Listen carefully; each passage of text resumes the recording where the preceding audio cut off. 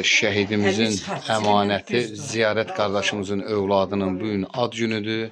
Allah saxlasın, adına pişirilən tortlardır. Biz də istədik ki, gələk ziyarət edək. Allah böyük bir igid, qəhrəman, necə oğul qismət edib. Ve gələcəkdə inşallah bir sənət sahibi olsun, atasının adını ucaltsın. İnşallah balamızın toyunda iştirak edək. Öpürəm səni. Səni təbrik edirəm. Şəhidimizin əmanətini bugün ad gün olduğu üçün özümüzə borc bilirik ki, atasını da götürək. Ocağında olduğumuz üçün otağını çəkirik.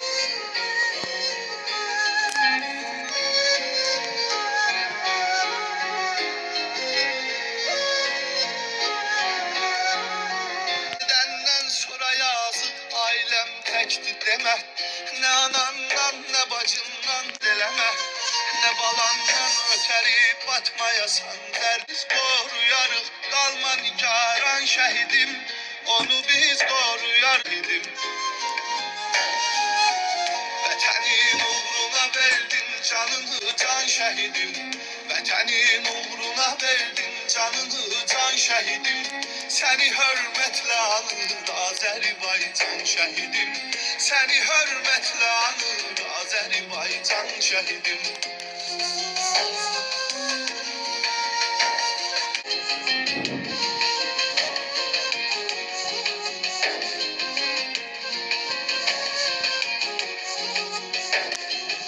Sen dedin besti silinsin daha işgalleşmen kesilen bir cekesi. Dönmedin ama yolundan benim aslan şehidim. Dönmedin ama yolundan benim aslan şehidim.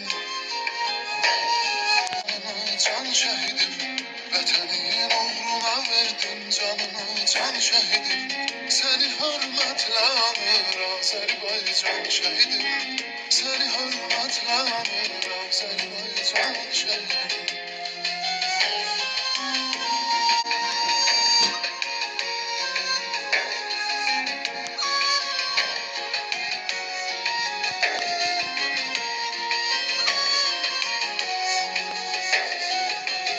Kara torpaq vətən oldu boyanınca qanına. Sen xuda aşıqısən qurban olub imanına. Seni bizlerden alıp Allah apardı yanına. O sənə vəd eləyib cənnət-i rizvan şəhidim. O sənə vəd eləyib cənnət-i rizvan şəhidim. Vətənin uğruna verdin canını can şehidim.